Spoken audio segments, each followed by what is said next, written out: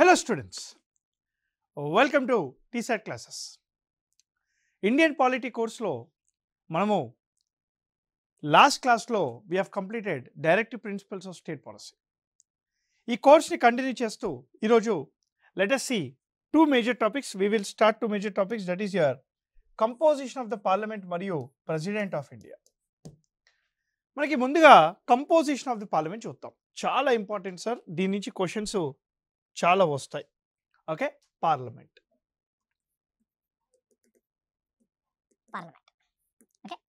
మనకి article 79 of the Indian constitution defines the term parliament. Article 79 of the Indian constitution defines the word parliament, composition of the parliament. ఏమని define చేశారు? According to article 79, parliament means Rajya Sabha, we have Lok Sabha and President of India. So Parliament consists of Lok Sabha, Rajya Sabha and President of India. మనకి ఏదైతే లోక్ సభ ఉందో, right, Lok Sabha ఏదైతే ఉందో, లోక్ సభని రాజ్యసభ పదాలు ఈ రెండు కూడాను రాజ్యాంగంలో ఈ పదాల్లాగా రాసలేవు. మరి ఎలా రాసుంటుంది? Lok Sabha is called house of people, it is called house of people. Rajya Sabha is called Council of States. Rajya Sabha is called Council of States. మనకి రాజ్యసభని కౌన్సిల్ ఆఫ్ స్టేట్స్ అంటారు, లోక్ సభని హౌస్ ఆఫ్ పీపుల్ అంటారు. దీన్ని మనము lower house అని కూడా అంటాము, దీన్ని అప్పర్ హౌస్ అని కూడా అంటాము. The members of the Rajya Sabha are called MPs. మెంబర్స్ని ఎంపీలుగా అని పిలుస్తారు. MP, member of parliament from Rajya Sabha, right. ఇది కూడా the member of parliament from Lok Sabha అని అంటారు అనమాట. So what we have is parliament definition. Article 79 consist of Lok Sabha, Rajya Sabha మరియు ప్రెసిడెంట్ ఆఫ్ ఇండియా. రాజ్యసభ యొక్క కంపోజిషను ఆర్టికల్ 80లో రాస్తుంది. Article 80 discuss the composition of the Rajya Sabha.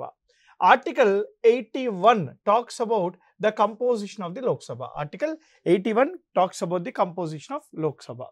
మనకి there shall be a president of India అని చెప్పి ఆర్టికల్ 52 చెప్తుంది. Article 52 says there shall be a president for India. నా first let us look at Lok Sabha. ఒకసారి లోక్సభ మొత్తం చూసేద్దాం. కంపోజిషన్ ఆఫ్ ది లోక్సభ జాగ్రత్తగా వినాలి సార్ మీరు. ఓకే, చలో. యా, లోక్సభ మనకి the head of the Lok Sabha is a speaker. Speaker is head of the Lok Sabha. Speaker is elected from among the members. The head of the Lok Sabha is a speaker and is elected from among the members. Gurtupetukondi. Okay. The maximum strength of the Lok Sabha, right, can be up to 552. Maximum 552 వరకు ఉండవచ్చు. ప్రస్తుతానికి 545 మంది ఉన్నారు. The present strength of the Lok Sabha is 545. ఒకసారి వినండి sir. ఈ ఏదైతే మనకి 552 ఉందో దీంట్లో 530 రాజ్యాల నుంచి ఉన్నారు, 20 కేంద్రపాలిక ప్రాంతాల నుంచి ఉండాలి, ఇంకో ఇద్దరు ఆంగ్లో ఇండియన్ కమ్యూనిటీకి చెందిన వ్యక్తులు ఉండాలి. So 2 people from Anglo Indian community, 20 from union territories, 530 are from states ఉండాలి. బట్ ప్రజెంట్ అట్లా లేరు కదా. మరి మీరు అన్నారు 545 ఉన్నారని చెప్పారు కదా ప్రజెంట్గా. So if you look at the present one, right, present మనకి 530 స్టేట్స్ నుంచి ఉన్నారు, 13 వచ్చేసి కేంద్రపాలిక ప్రాంతాల నుంచి ఉన్నారు, యూనియన్ టెరిటరీస్ నుంచి ఉన్నారు, అండ్ ఇద్దరు వచ్చేసి ఆంగ్లో ఇండియన్ కమ్యూనిటీకి చెందిన వ్యక్తులు ఉన్నారనమాట. వినండి సార్, జాగ్రత్తగా వినాలి. ఇది ప్రతి పాయింట్ మనకి ఇంపార్టెంట్ ఇక్కడ.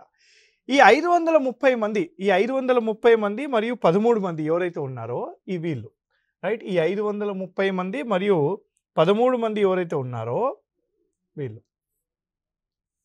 అంటే 543 మంది. ఈ 543 members, these people are directly elected by the people. వీళ్ళని ఆర్టికల్ 326 ప్రకారంగా డైరెక్ట్గా ప్రజలే ఎన్నుకుంటారు.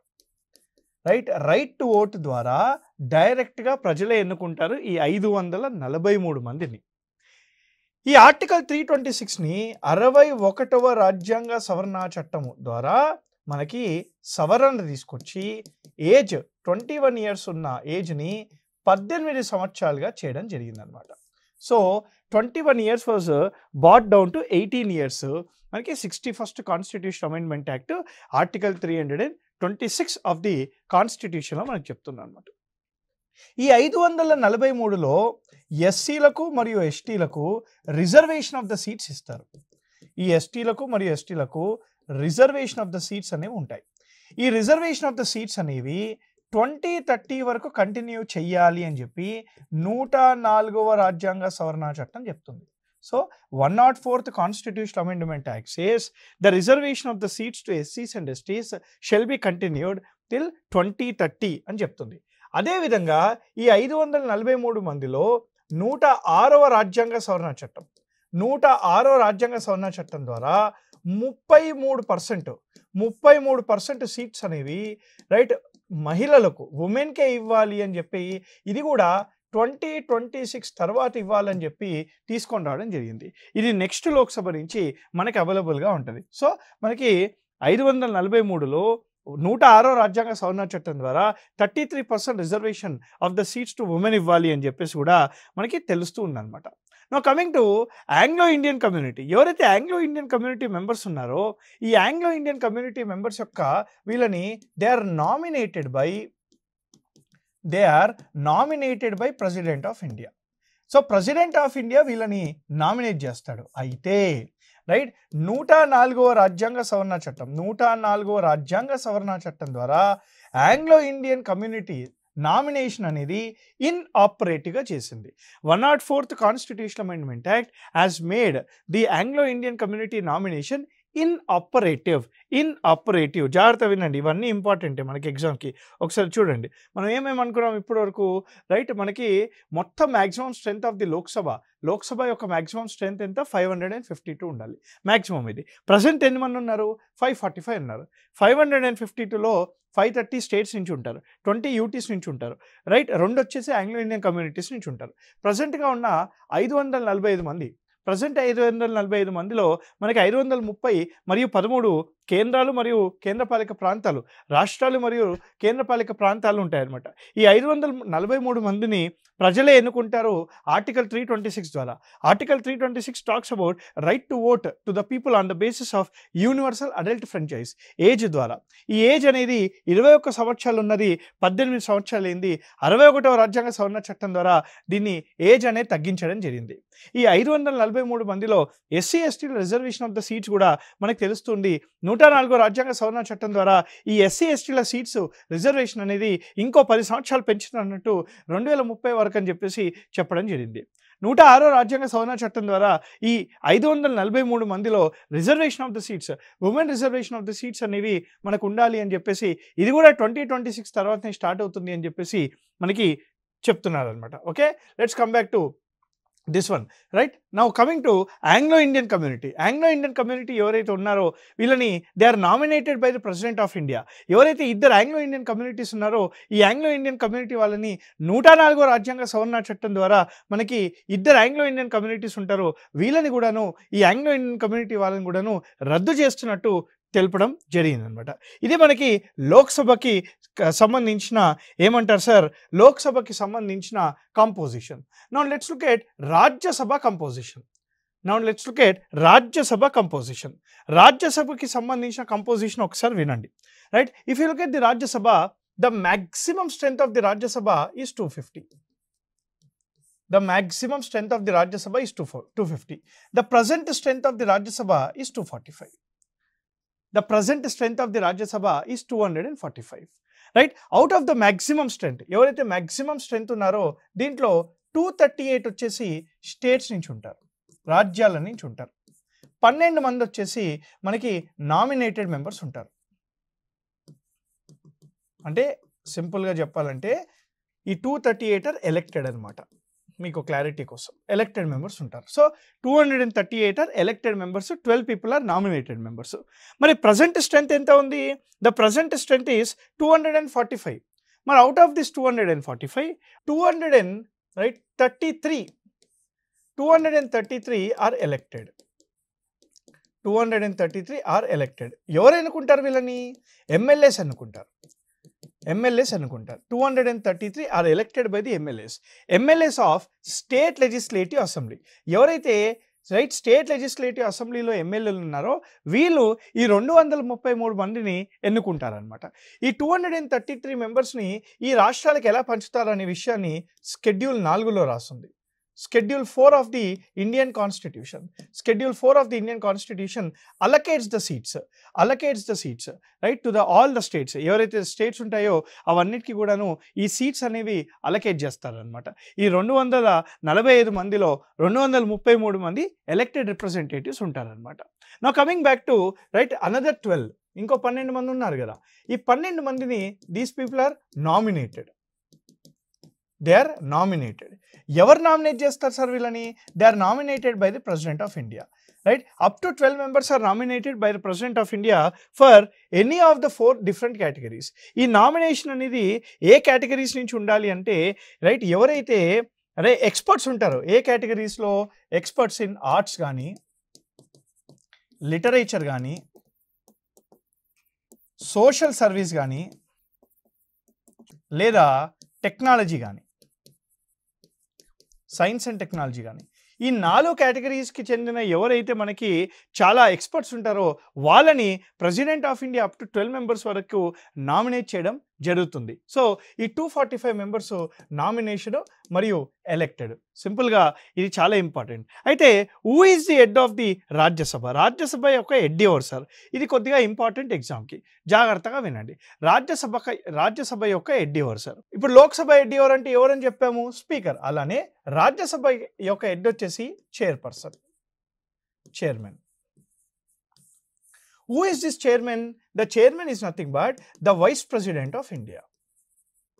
అంటే vice president of India is a ex officio chairman of the Rajya Sabha. అంటే వైస్ ప్రెసిడెంట్ స్థానంలో ఎవరైతే కూర్చుంటారో వాళ్ళు ఆటోమేటిక్గా రాజ్యసభ యొక్క చైర్మన్ అవుతారనమాట.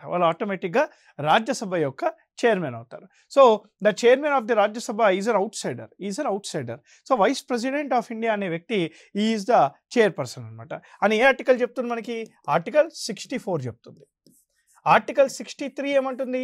Article 63 says there shall be a vice president for India. ఇండియాకు వైస్ ప్రెసిడెంట్ ఉండాలి అని చెప్పి ఆర్టికల్ 63 చెప్తుంది.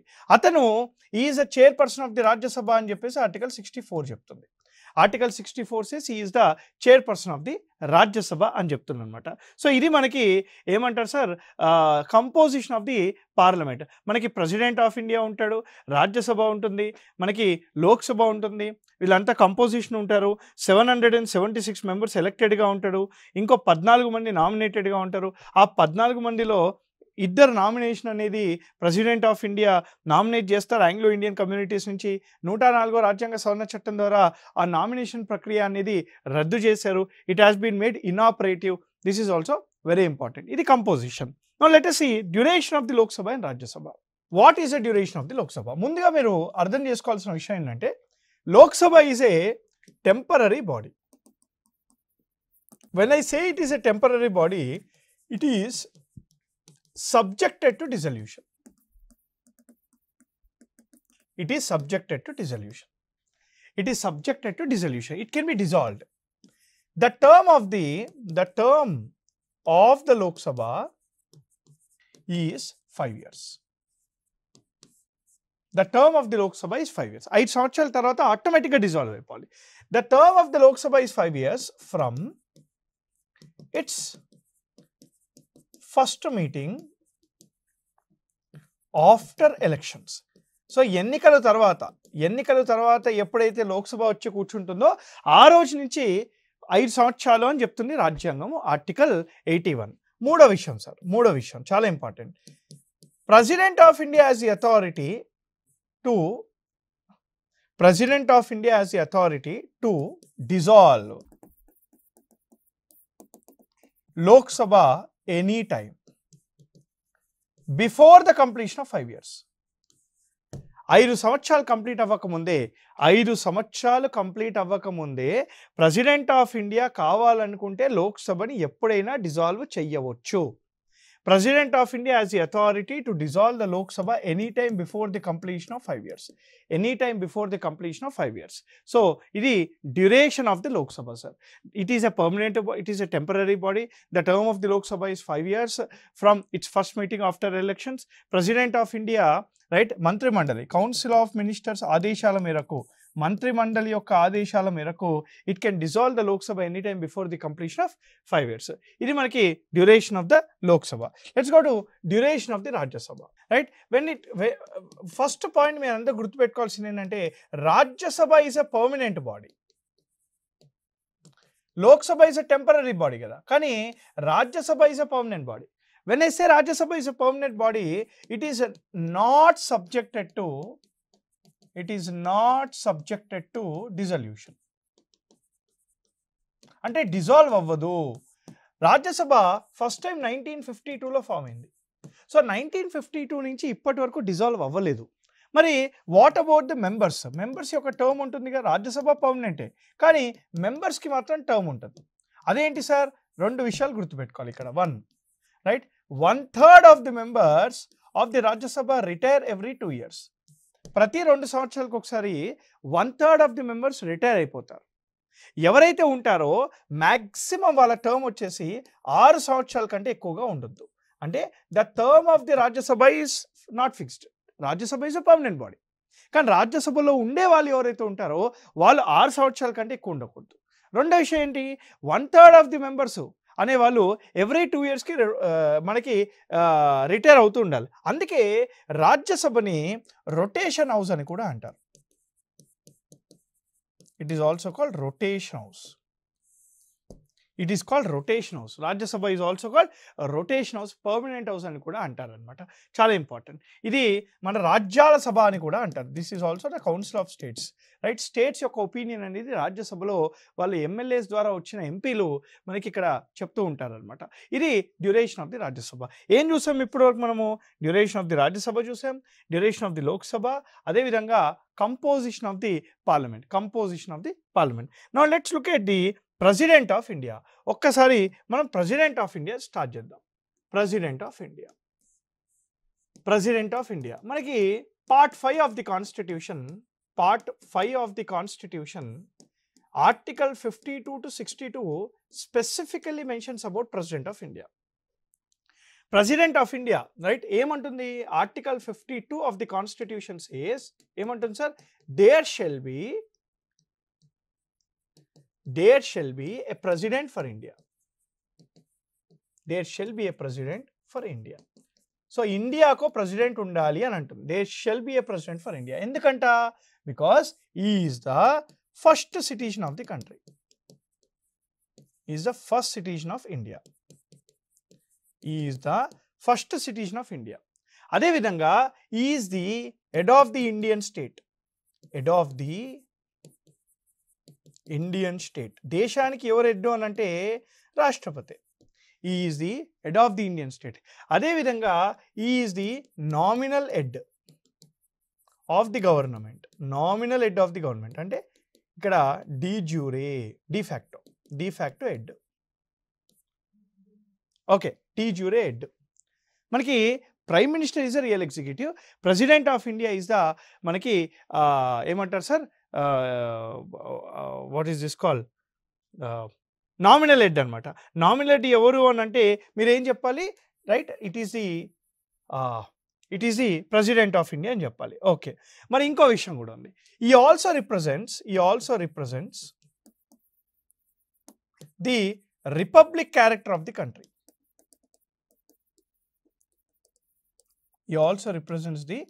Republic character of the country. And what is the meaning of republic? The head of the country is elected and has a fixed term. So he represents the republic character of the country. And lastly, very important for the exam, article 53 lo rasunnadi enti sir adi, right? Entire executive function of government is taken under the name of president of India. అంటే president పేరు పైనే ప్రభుత్వం అనేది పాలన అనేది చేస్తూ ఉంటుంది. ఇది మనకు ఆర్టికల్ 53లో రాస్తుంది. Article 53 says the entire government functioning is taken under the name of the President of India only. ఓకేనా సార్? సో ఇది మనకి ప్రెసిడెంట్ ఆర్టికల్ 52. మరి ప్రెసిడెంట్ ఎట్లా ఎన్నుకోబడతాడు? Article 53 and Article 54 talks about the elections of the President of India. It talks about the elections of the President of India. Right? President of India అనే వ్యక్తిని is elected indirectly by the method called proportional representative system. He is elected indirectly by the method called proportional representative system. ఎవరు ఎన్నుకుంటారు? The members who are part of the electoral college. The members who are part of the electoral college of the president of India అనుకుంటారు. So president of India electoral కాలేజ్లో ఉండే సభ్యులు president of India అని అనుకుంటారు. ఎవరు sir ఆ members ఎవరు ఉంటారు? 1 ఎలక్టెడ్ మెంబర్స్ ఆఫ్, ఇది రావచ్చు సార్ ఎగ్జామ్కి, జాగ్రత్త గుర్తుపెట్టుకోవాలి, elected members of Lok Sabha Rajya Sabha. 2 elected members of state legislative assemblies. 3 elected members of union territories of Delhi and Pondicherry. Elected members of the Lok Sabha, Rajya Sabha, elected members of the Assembly, elected members of the Union Territories of Delhi and Pondicherry. 71వ రాజ్యాంగ సవరణ చట్టం, 71 రాజ్యాంగ సవరణ చట్టం ద్వారా ఈ elected members of the union territories and of Delhi and Pondicherry రావడం జరిగిందనమాట. మనకి ఎవరైతే elected members of Lok Sabha Rajya Sabha ఉంటారో, ఎవరైతే elected members of the assembly ఉంటారో, రైట్, ఎవరైతే elected members of the UTs of Delhi and Pondicherry ఉంటారో, వీళ్ళు మనకి ముఖ్యంగా ప్రెసిడెంట్ ఆఫ్ ఇండియా ఎన్నుకుంటారు. అయితే వీళ్ళు ఎన్నుకునేటప్పుడు వీళ్ళ ఓట్ వాల్యూ అనేది డిఫరెంట్గా ఉంటుంది.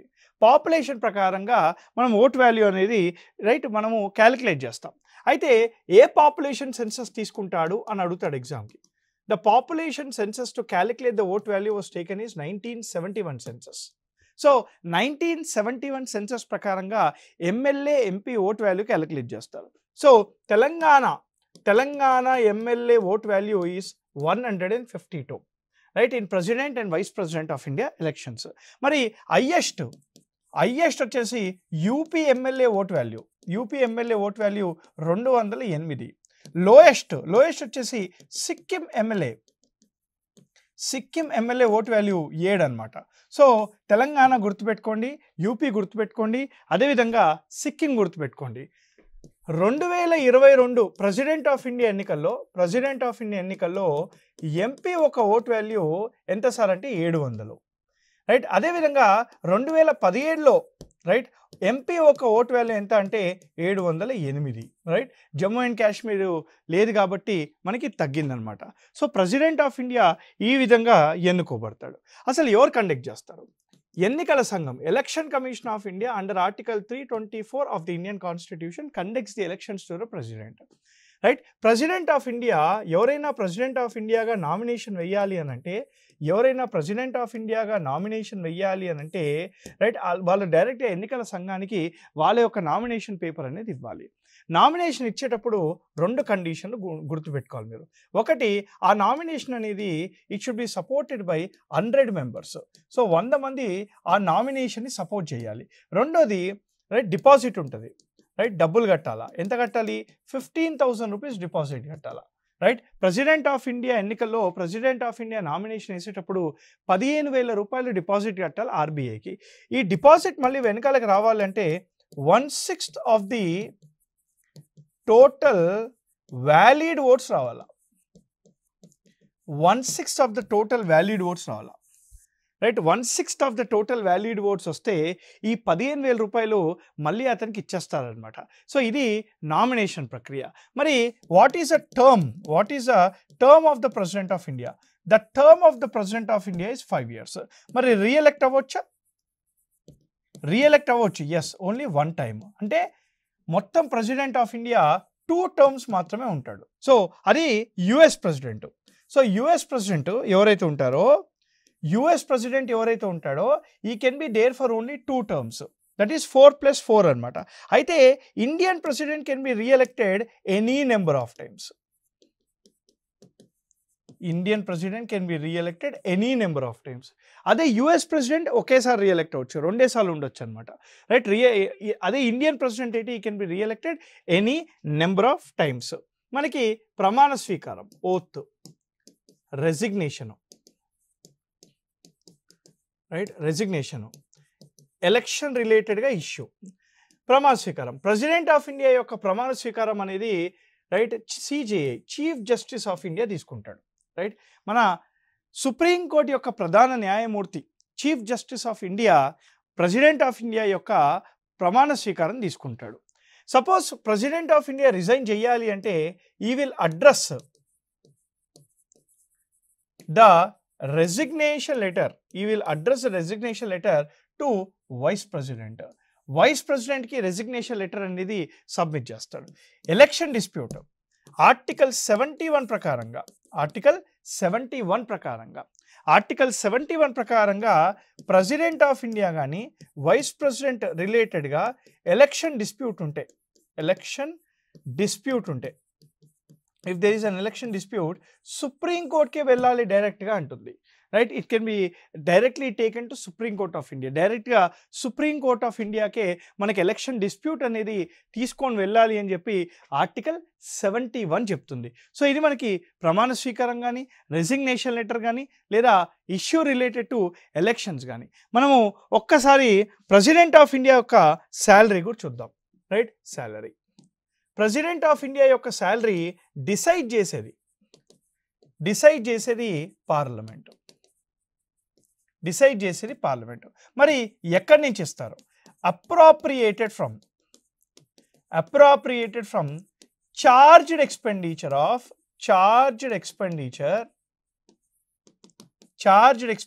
Of consolidated fund of India. So consolidated fund of ఇండియాలోని చార్జ్డ్ ఎక్స్పెండిచర్ నుంచి ప్రెసిడెంట్ ఆఫ్ ఇండియా యొక్క శాలరీ ఇస్తారు. ప్రస్తుతానికి president of India salary 5 lakhs per monthగా ఉంది, 5 లక్షల రూపాయలు, రైట్, నెలకుంది. ఈ శాలరీని పెంచాలన్నా తగ్గించాలన్నా రైట్ జనరల్గా పెంచుతారు, తగ్గడం ఏముండదు. సో పార్లమెంటు చట్టం ద్వారానే తగ్గించవచ్చు అనమాట.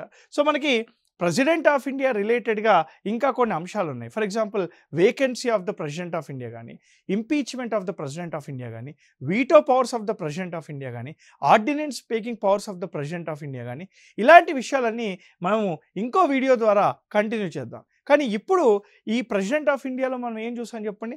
హౌ హి ఈజ్ ఎలెక్టెడ్, అసలు ప్రెసిడెంట్ ఎందుకు ఉండాలి, president of India resignation, oath, ఇవన్నీ విషయాలు ఈ వీడియోలో చూడడం జరిగింది. So I will continue in my next video right with the same topic of president of India. Till then happy learning. Jai Hind.